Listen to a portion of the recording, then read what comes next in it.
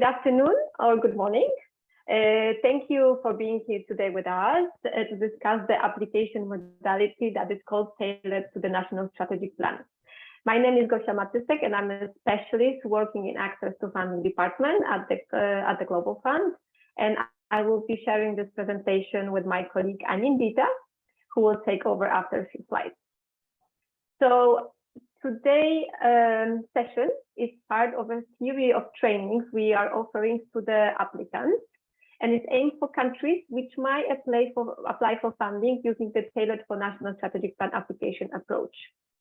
So we will be using a lot the acronym NSP. So please remember it stands for the National Strategic Plan. So we plan to keep this presentation short and sweet so that we have enough time for the questions at the end, and we hope for a discussion with all of you. Also, as Jonathan mentioned, there are some Secretariat colleagues helping us in the background. So if there are any questions that you would like to pop on the chat, please go ahead. And nevertheless, if there are some other points for discussion to be held at the end of the presentation, also we can do it then. So a few words about today's agenda. I will start the workshop by introducing a few concepts that apply to the broader concept of the application for the upcoming 2023-2025 application cycle. And then we will walk you through the National Strategic Plan application form itself and highlight the key areas which might need more attention while you'll be developing the application. So probably as you already know, in the upcoming cycle, there will be 5 application approaches. We have already run sessions on full review and program continuation, as well as tailored for focus, portfolio, and transition. These all recordings can be found in iLearn, and I invite you to visit the iLearn website in case you are interested. And today we will focus on the fifth one, Tailored for National Strategic Plan. So before diving into the subject of today's presentation, a little bit of the background of where we are coming from. So actually, in the past cycle, after each window, we have sent what we call the satisfaction survey for all the applicants to a little bit to check what we can do better as we're preparing for the next cycle. So we are happy to say that out of 1,200 responses that we have received, the feedback was actually overwhelmingly positive about the processes and the form that we used to apply. So we asked what you thought, and we just wanted to let you know that we are hearing you and that we do understand that filling out the funding request might not be an easy task. There are also many annexes that have to be attached, and we are here, and we also tried to make this upcoming cycle application process a little bit more straightforward as easy as possible. So when we then go to the for National Strategic Plan approach, it actually was one that was which concept was quite popular among the respondents, and we have received lots of constructive feedback about the approach itself. And one of the feedback was actually on how the prioritized request should be presented in the forms, and as well as reminder of the added importance on inclusivity and meaningful dialogue during the development of the NSP itself. And I will be discussing the issue of country dialogue a little bit more afterwards. What was also very important was actually the feedback that we have received from the TRP itself, from the technical review panel, so the group of experts that is actually reviewing each of the funding requests, who has identified 3 of the areas that are the weakest while reading or reviewing the NSP review approaches. And that will be the lack of focus on the RSSH, the quality of costing for financial gap analysis and budgeting, and low attention to human rights and gender-related issues. So,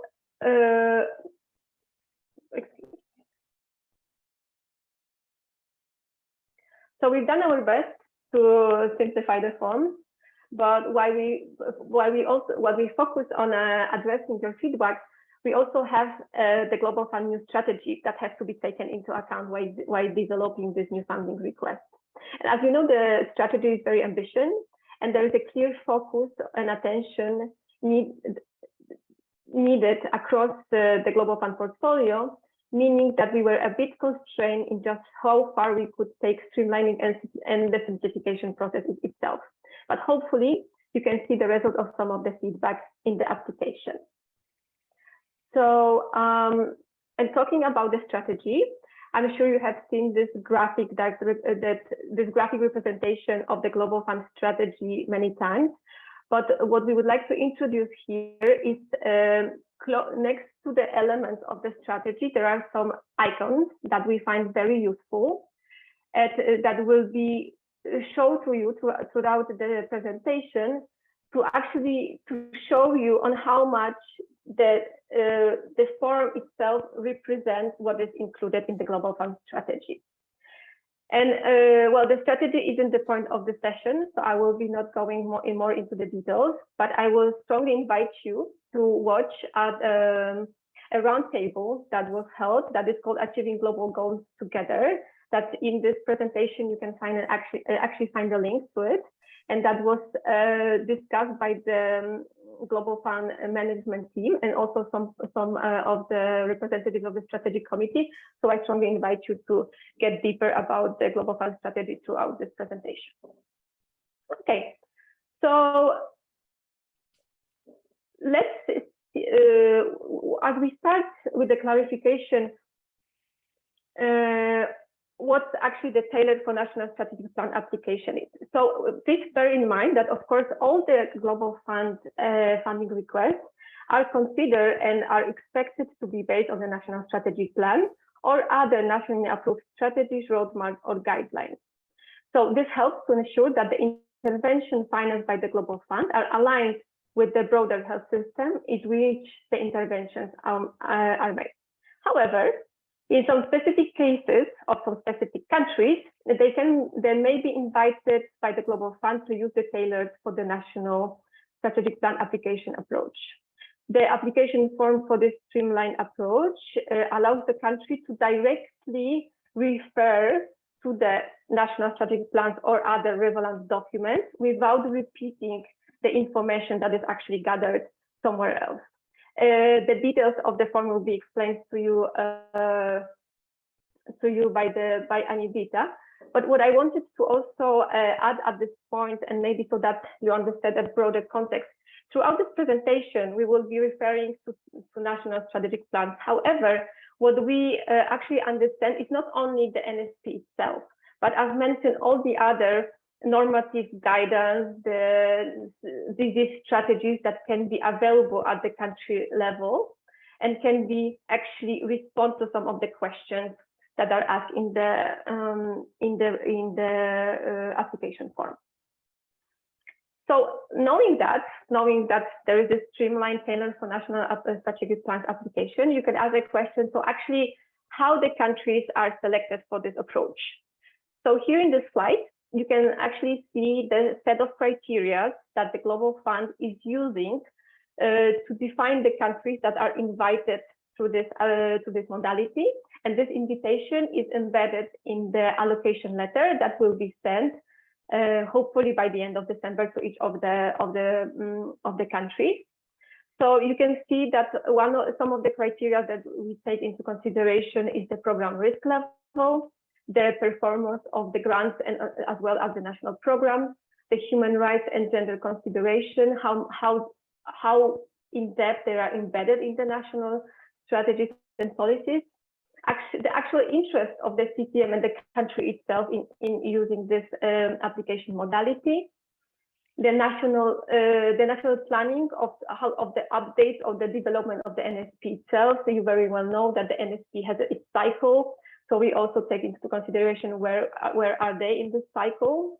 the data quality and usage in the NSP planning and implementation, and actually the strength of the data that are used to inform this document. Of course, the support of multilateral and bilateral partners, as well as the status of the challenging operation environment of the given country. So as mentioned before, what we truly understand as a crucial part of the development of this approach of any other is the country dialogue. While it is expected to continue throughout the grant cycle, throughout the whole grant cycle, there is an intensive country dialogue during the development of the funding request at the beginning of each cycle. So at the higher level, the country dialogue process is how all stakeholders involved in the response or impacted by the 3 diseases come together, review the progress, the challenges that are existing, and finding the best ways of fighting actually these diseases. This process is led by the CCM rather than the Global Fund itself. And actually it should be extended beyond the constituencies that are represented in the CCM to really respect all the important actors at the country level that are affected by the 3 diseases. This kind of engagement it's a core principle, as I mentioned, of the Global Fund, and it's about questioning the assumptions about what's working and what is appropriate for each group. And it's also, we find it as a way to assure the continuous effectiveness, equitability, and targeting of disease programs, and that the targeting of disease programs is improved. So the Global Fund strategy introduces a number of key strategic shifts, which we believe will also increase the impact of the program. And it's important that this shift be considered in light of each country's unique context during the country dialogue itself, and to show that the funding request stage, how the investment from the Global Fund will be used to drive the impact. So on the right side of this slide, you can see also the expected output of the country dialogue. So the analysis of the gaps and the discussion about the program split with indicative amount for the RSSH that will now be required, or that will now be suggested to be provided by the applicant.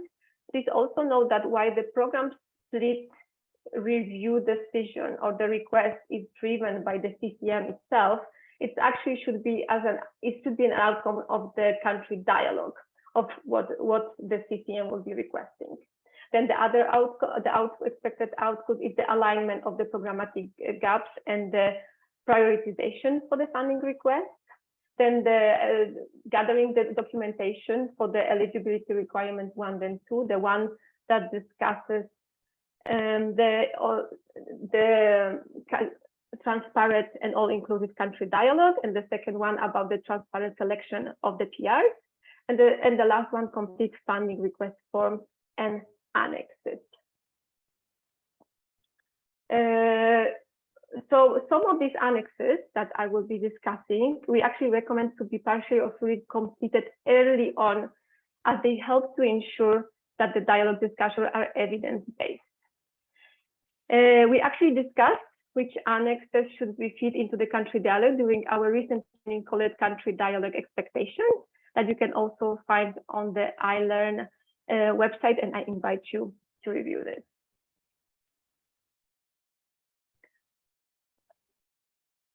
We decided to include this following slide in the presentation to actually address a question that is frequently asked in the context of NSP application about actually prioritizing the intervention that may have not been included in the NSP itself or other relevant documents. So as it was repeated many times in this presentation, while all the funding requests should be based on the NSPs, the design also needs to be based on the very well-prepared prioritization exercise informed by the country dialogue. So an intervention that is high impact and evidence-based, but is not current NSP, can actually be included in the funding request in this particular approach. providing that the applicant gives the rationale for it. So, for example, there may be a recent study that expanded the characteristics of the key population that should be prioritized by one of the other DDs. And of course, given this new data or this new information, even though if it was not included in the NSP, our recommendation would be actually to include it in this application. However, it is important that this prioritization is well explained in the respective question about the prioritization that Anindita will discuss later. Just to finalize my presentation, my part of the presentation, and before jumping to the form itself, what I wanted to present a little bit more is actually the details, the annexes that are required for the application, as they are the same as the annexes that are required for the full review application. For what I will not be going too much into details, and I invite you to refer to another hour training that is available on the e-learn. But just briefly, so on this first slide, on the top row, we have annexes that you're already familiar with, and that have been updated slightly for this cycle. Please note that the annex that is health products management template is only for the countries that actually are procuring health products throughout the Global Fund grant. The middle row, we have some annexes which are new or have had some substantive updates. So the one with the star, the new annexes, and the one that was updated is the annex on the essential data table, where actually 2 tabs on the HIV and TB program essential were included. Finally, in the light blue, we have annexes that mostly need referencing, compiling, or assembly. And these annexes are required only for a subset of applicants. So if applicable, there is an annex on the sustainability and transition supporting documentation for countries that have innovative financing mechanism. They are required to present some additional documentation, implementation arrangement map. Then, if available, there are 2 annexes: human rights assessment and gender assessment. Please note, but for this particular annexes, there is no predefined template that you have to submit the information on, but it depends on what was done at the country. And then there is one that is optional. This is called sexual exploitation, abuse, and harassment risk assessment. Then there are 2 options. There will be a subset of countries that will be actually a pilot countries that will be requested to undertake this assessment, or maybe there will be cases of countries that already have done it out of their own initiative, and they are then requested to attach it to the funding request. So with this, I will leave the floor to Anindita, who will guide you through the application form, and I will be here to take your question afterwards. Thank you so much. Thank you, Gosia, and welcome everybody once again.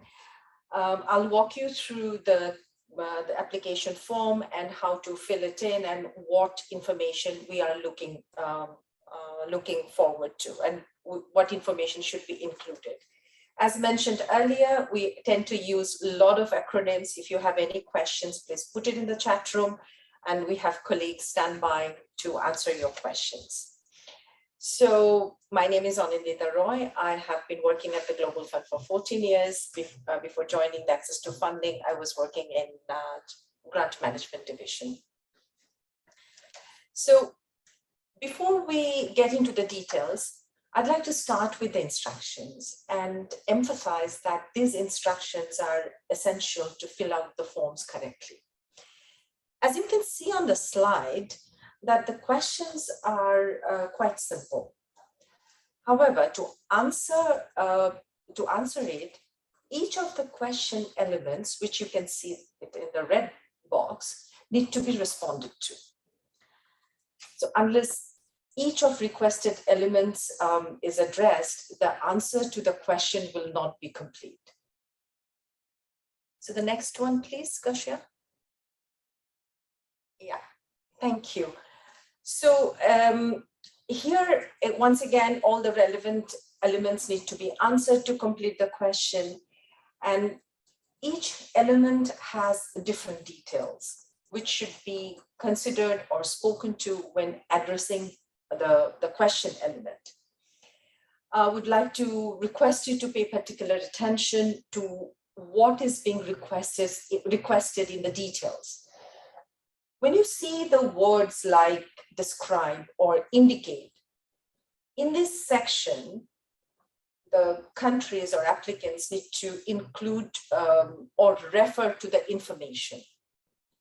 In comparison, the word consider is very much intended to be prompts for areas for consideration.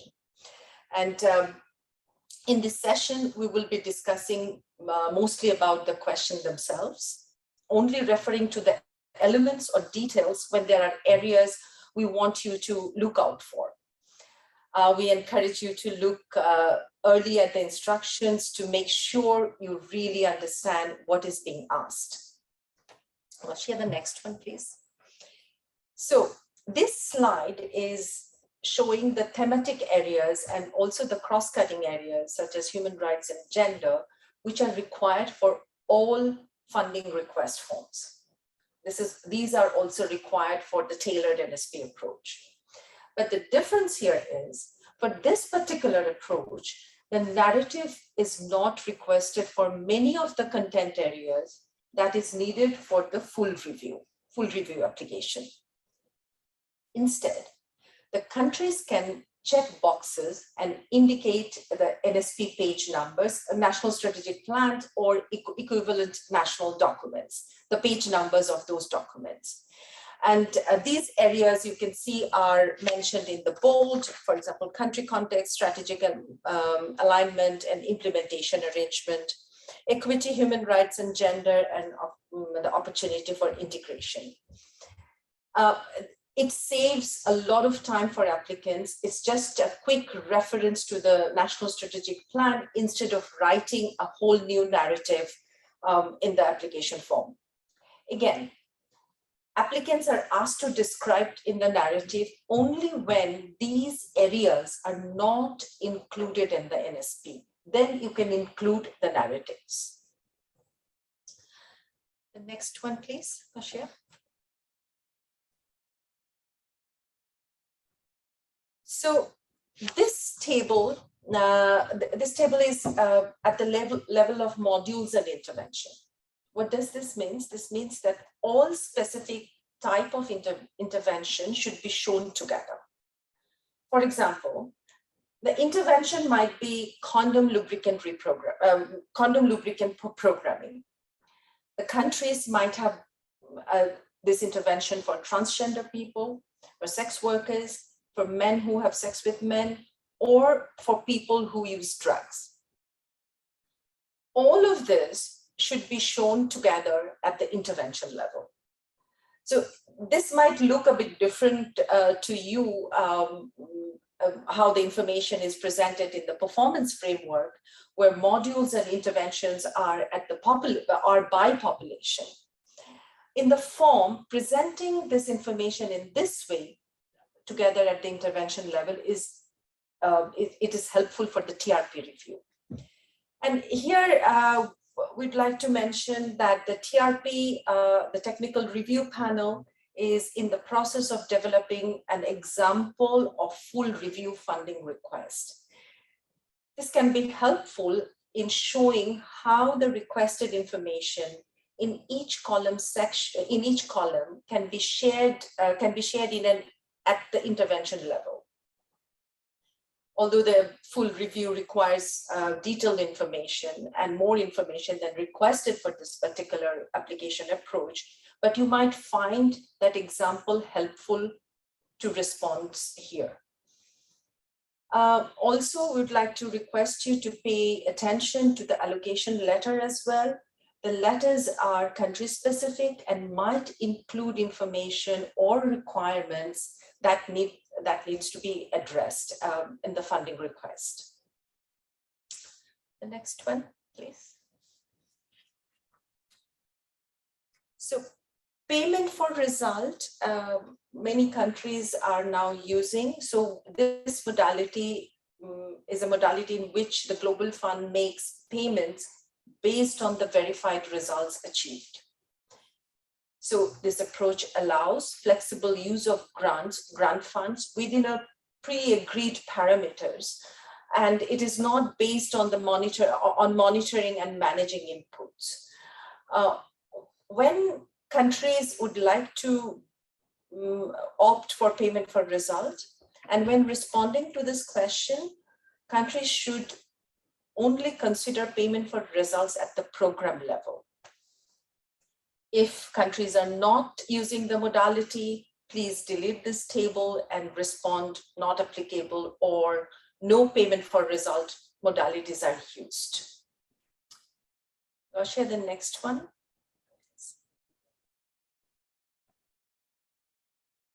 This section on rationale should be addressed at the intervention level as outlined in the NSP.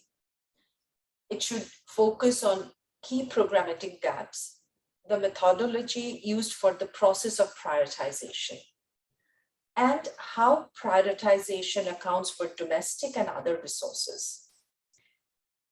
You can, if you go through the application form, you will see there is a question in question 1.1, and you can refer to the prioritized intervention by the number mentioned in the question 1.1.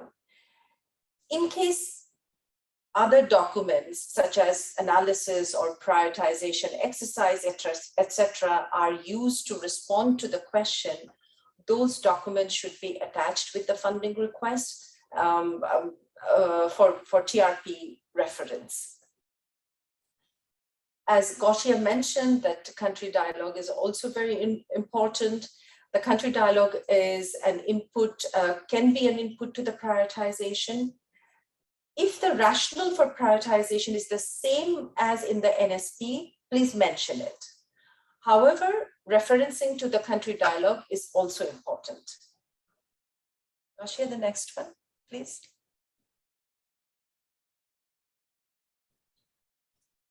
So the question on decision process for intervention is a bit different from overall question of the prioritization. So here the response should be why interventions are part of allocation versus the PAR, the prioritized above allocation request. Once again, the prioritized interventions can be referred to by the number from the table in question 1.1. Please, we cannot repeat it enough, reference and attach any other documentation that will support the responses to this question. So here we'd like to highlight that blended finance investments or debt swaps can be used to fund the PAR, as the funding for UQD, unfunded quality demand, could come from an additional source. If the countries are interested, we highly recommend you attend the session on sustainability, transition, and co-financing that is scheduled on 30th of November. I'll share the next one, please. So this section, or the purpose of this section, is to provide context to the funding request by referring to the existing areas in NSP or other relevant national documents where key areas are covered. In case countries would like to submit a joint funding request, there should be separate reference table for each disease. So the key areas of the context provided in 1.4.A should align to the areas of the new strategy. Gautier just mentioned about our new strategy, which is ambitious, and the sub areas are listed in the application form, where you can indicate in a checkbox whether a key area is covered in the NSP or equivalent national document, and also please indicate which documents you are referring to. In case the area, the context, in case some areas are not included in the National Strategic Plan, Section 1.4.b can be used to provide information to that are not covered in the national documentation. So this is the section where narrative might be needed related to emerging priorities, which were discussed during the country dialogue. Rashia, the next one, please. Yeah. So as Gosia mentioned, the Global Fund is introducing program essentials in this allocation period. So for TB and HIV funding request, please check the program essential tabs in the essential data table, which you are all very familiar with, and indicate which program essentials are not currently fulfilled and why. For malaria funding requests, describe the status of any program essentials that are off track and explain why. If your country, if all program essentials your countries have implemented, you can just respond, all program essentials have been fulfilled. So you do not need to go through all the clarifications. I'll share the next one. So here, the applicants required to describe how the funding request complies with the requirements mentioned in the allocation letter. As I mentioned earlier, the specific requirement pertaining to the country will be found in the allocation letter. Please pay attention to the allocation letter. Some of you are already familiar with. It's pretty big and it's very detailed and it's country specific. And please pay attention to that, to the requirements and specific information mentioned in the letter. The next one, please. So this section for matching fund only needs to be addressed only applicants receiving who are receiving the matching funds, which will be indicated in the allocation letter. The question should be repeated if matching fund is received for more than one areas, and also include how matching fund help to achieve highest impact and improve outcome of the allocation. Describe how the conditions are met in case your country has received matching funding during 2020 or 2020 to 2022 allocation period. So there will be further guidance on this. We are currently working on it. It will be shared with all of you once completed. So the next slide is on sustainability. So here we are not requesting countries to describe every sustainability achievement or challenge. Instead, we are requesting to describe the most prominent sustainability achievement or challenges and detail how they are working to, how the countries are working to maintain or address them. Applicants are also asked to consider different dimensions of sustainability, including financial, programmatic, health and community systems, and governance. So for sustainability, the Global Fund has sustainability transition and co-financing guidance note and value for money technical brief that can guide you to fill up this section. And also National Health Sector Financing Plan are important to reference here. So that actually brings us to the next point, which is co-financing. So the questions for this section in co-financing focus specifically on how and to what extent the country has realized the co-financing commitments made during 2020 to 2022 allocation period, and how the country will increase the domestic financing and the co-financing for the national response and health system throughout the upcoming allocation cycle, which is 2023 to 2025. Again, allocation letter will include a section on domestic financing and co-financing requirements. When developing the funding request, please review the details to address them. The co-financing, the letter, co-financing letter is not required until the grant making, but we are encouraging the countries to include the commitment letters if it is already available with the funding request. And if you need any guidance on this, please consult early with your country team to support for this section. And since we are on co-financing and sustainability, there is also this innovative financing.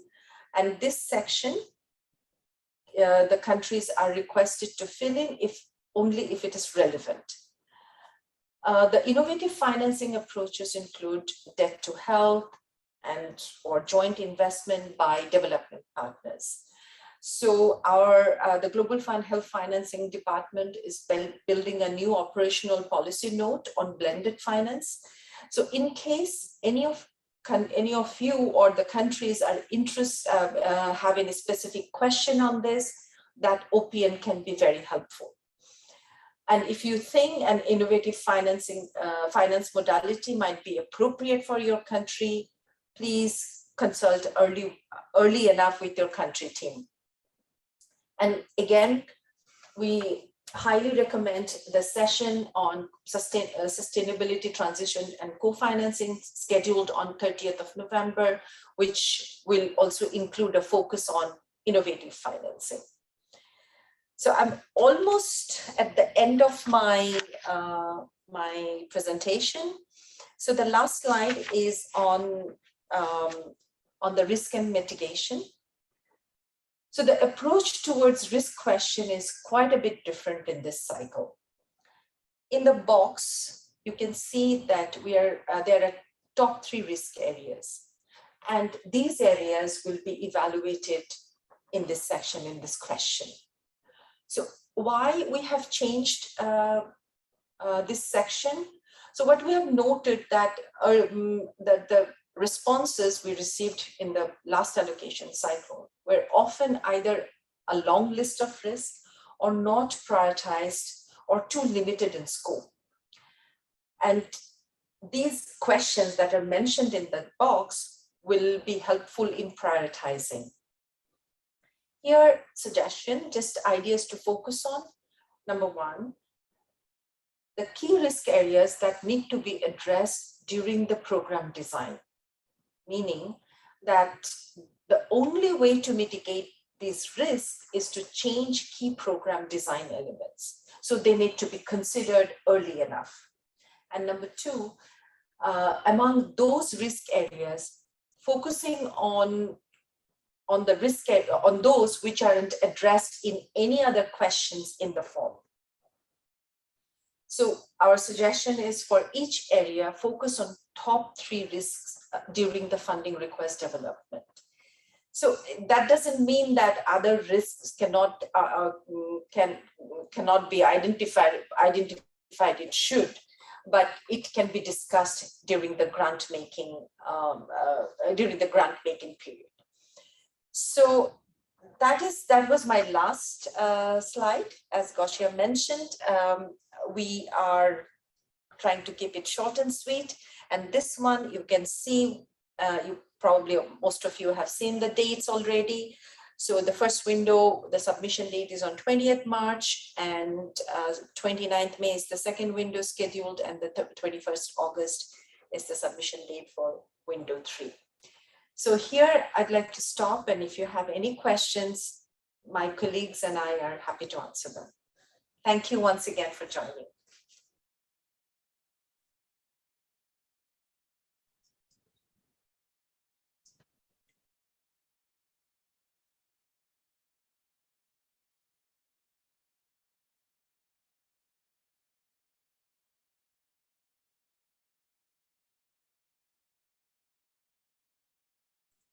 Gausia, can you just go to the next slide, please? Yeah.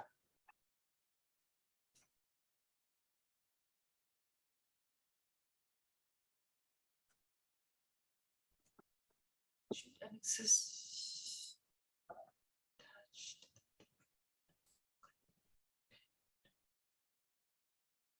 And Indika, do you want to start us answering as we are waiting for the questions?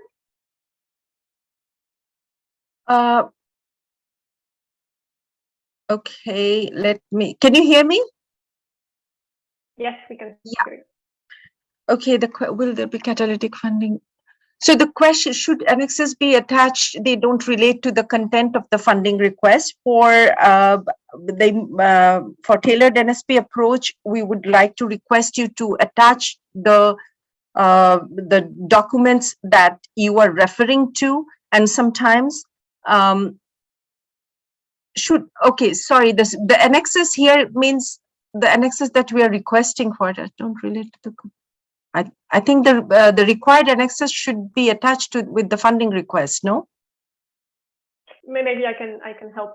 So what we are requesting the applicants, so of course to attach all the annexes that are required. So the one I have mentioned in my presentation, some of them are optional. So I mean, in case the country has, for example, human rights assessments, is attached. And then all the annexes that are referenced in the narrative. If not, there is no need to attach anything that is not referenced in the funding request in the narrative or elsewhere. No need for that. Thank you.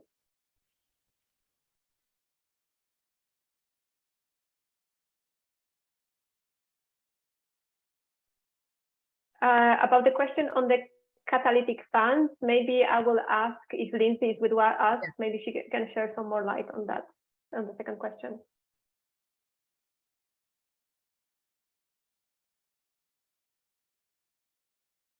Hi, everyone. Happy to join you.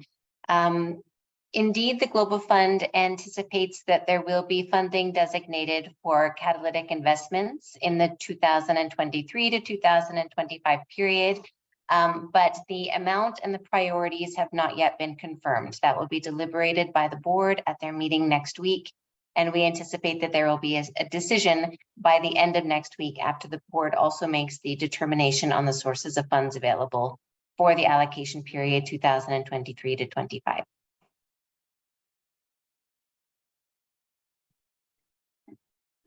So there is another question about, for risks, are costed mitigation measures taken into account in the budgeting process? So Lindsay, would you like to come in here? Or? No, that's not my area of expertise. Okay, the colleagues, Gronia, would you like to answer this question about the costed mitigation measures?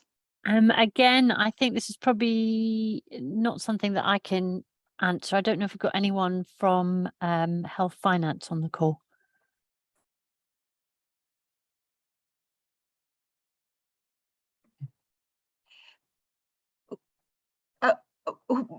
We can definitely get back to on this, but if you could, whoever is asking this question, can you please elaborate on this? Is it the budgeting process for the national strategic plan you were referring to, or budgeting process for the Global Fund grants?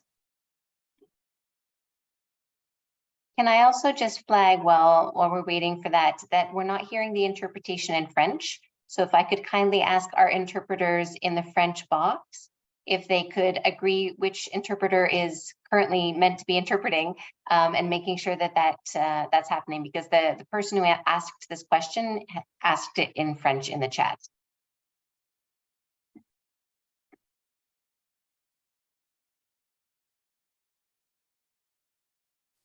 Maybe in the meantime, if I can just briefly for the question 3.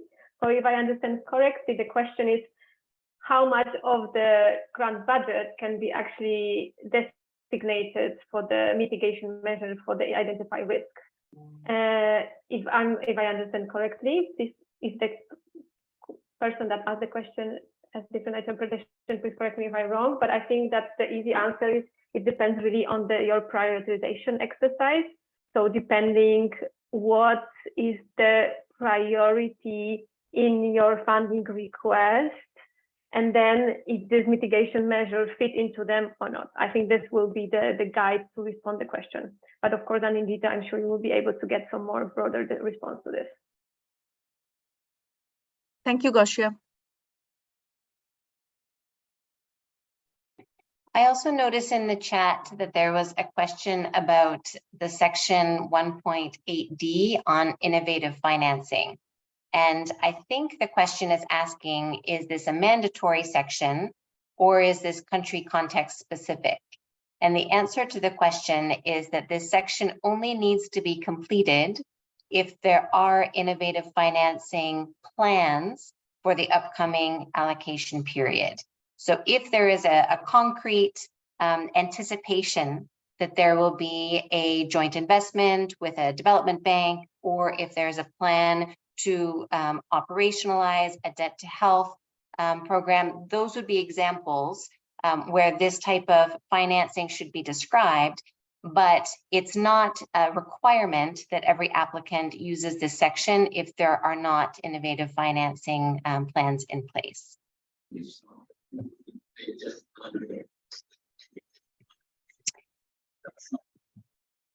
Just looking at the chat again, there is a question about the duration of the next allocation period.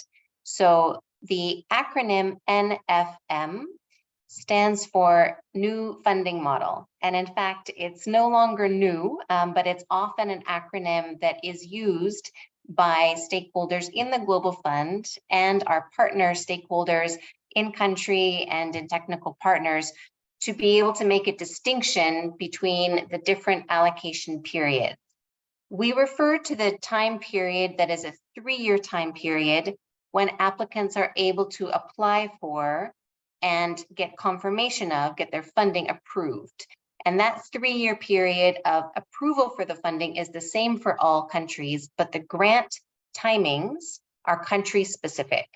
So while we refer to the allocation period of 2023 to 2025, the grant period in some countries is the beginning of 2024 through 25 to the end of 2026. But in other countries, it could start much later. So for example, we also have countries where a grant for this allocation period might start in 2025 or even in 2026. But the standard allocation utilization period is a 3-year allocation utilization period. All countries, however, need to request and get funding approval in the allocation period timeframe of 2023 to 2025. And that is linked to the replenishment cycle of the Global Fund.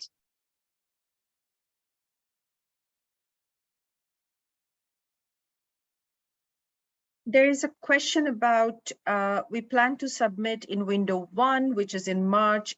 When will estimate the time for TRP response? So that the TRP is meeting in April. So the TRP would require some time. They need about 2 weeks, if I'm not wrong. And I think by end of April or beginning of May, the TRP response should be shared with the countries. And I'd like to just specify, Anindita, that the time frame for turnaround of the TRP review and recommendation forms is from the time period when the actual discussion takes place in the TRP plenary on the submission. And so that is going to be slightly different depending on how large the TRP window is. But as the TRP window will go from the end of April into the beginning of May, I think applicants should anticipate that they would receive their review and recommendation form from the TRP, very likely in the first half of May. Thank you.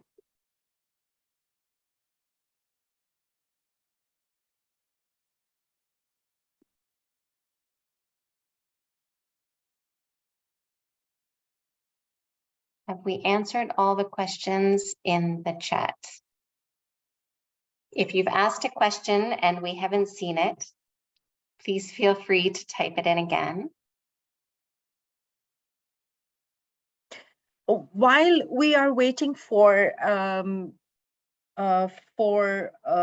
questions, there is one thing I'd like to highlight here is that the NSP, why this NSP process? It's the NSP application approach. It's not only the entire funding request process is streamlined, and you can only refer to the page numbers of a national strategic plan and equivalent document. But it is also an opportunity for the countries to see that where the national strategic plan, where it can be strengthened, and how where we can request for technical assistance, and how we can make it robust. The robust national strategic plan are not only for the Global Fund. This is a document, it's for the country. Of course, it will lead to a very good funding request, but if a robust and prioritized and costed national strategic plan is available, including Global Fund, the countries can also negotiate with other donors, and also within to increase the domestic financing. So we'd also like to reach out to your country teams in case you are in the process of developing or updating your national strategic plan. Please check with them which technical assistance are available within the Global Fund, and also support from the technical agencies, WHO, UNAIDS, they also provide support for that. Grania, would you like to add anything there? Thank you, Anne and Dita. I think really just to echo that a good, that the NSP is a really important document for the countries, and to have it costed and prioritized such that if there are areas that Global Fund cannot cover, then it's really, it can also facilitate countries looking for either domestic funding to cover those important areas, or external or private sector funding. So I think really sort of to view the NSP as not just an opportunity to facilitate the Global Fund application process, but a quality costed prioritized NSP can have immense value for the country above and beyond just the Global Fund application process. And as Anne and Dita says, there are a number of partners who are working with Global Fund who can support countries to achieve this. Thank you. Thank you, Grania. Actually, question 6 is very important. Thank you for asking. I didn't see the name who is asking this. Our NSP period is 2020 to 2024. While we plan to apply for a period of 24 to 26, what should we do for a period of 25 and 26? If an NSP finishes halfway through the allocation period, how do we use it for a funding request? Very good question. So if we do not request, the NSP is a country-led process, and it's a country document. So as Lindsay mentioned earlier, that the duration is for 5 years or more, and whereas the grant duration, Global Fund grant duration is for 3 years. So the alignment is a bit difficult, but still the countries can apply if their national strategic plan is until 2025 or expiring. The countries need to demonstrate that how they are going to use the new information, and whether a review process has started, whether AP review process has started. So all this information can feed into the funding request. So, and the specific question, if your 1 year target is missing, So if there is an EPI review is done and triangulation of the data and also the trend, that can be used to demonstrate the missing 1 year target. If after the program review or updating the NSP, if there are any changes in the target or any other interventions, the grant can be reprogrammed, the grant funding can be reprogrammed to accommodate those changes. I hope I have answered this. Gronia, anything I have missed on this for the triangulation of data and target for 1 year missing target? No, I think that's covering it. And I think, as you say, that we're not expecting NSPs to match the Global Fund timeline because they're different. So, yeah. Yeah, thank you. But then, next slide. I believe there's another question on the next slide. If we could move on to that slide.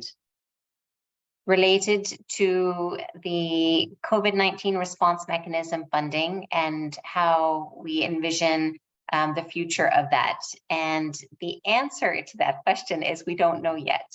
The board will be discussing the possible extension to the COVID-19 response mechanism funding stream at their meetings next week.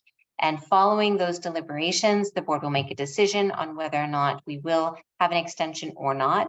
After that decision is made, we will then work through the logistical implications operationally on if the extension is confirmed, the length of the extension will be determined by the board, how that would then intersect with and how we would ensure synergy with the funding for the allocation for HIV, TB, and malaria for the next allocation period. It's unlikely that the COVID-19 response mechanism funding would align perfectly to the 3-year funding cycle. So there will be some challenges, which we will all need to work through together. But those operational implications will then be worked through following the board decision. Okay, how are we doing on our chat questions? No questions so far.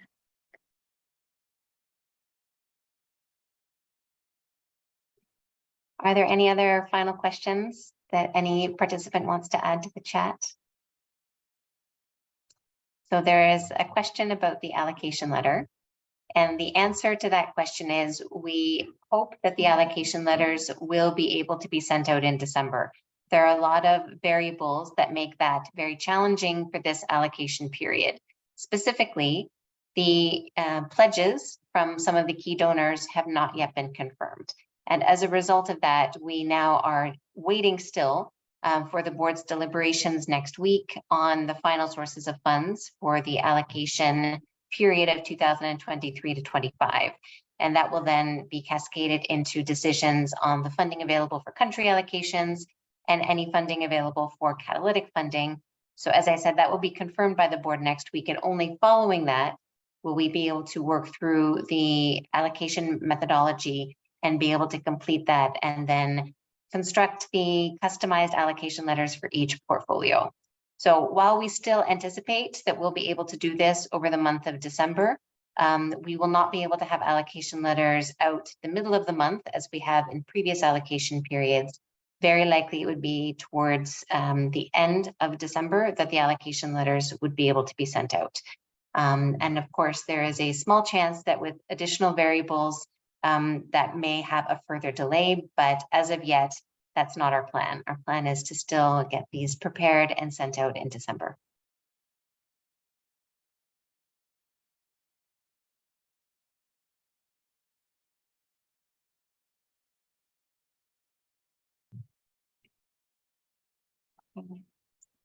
Any further questions on the process?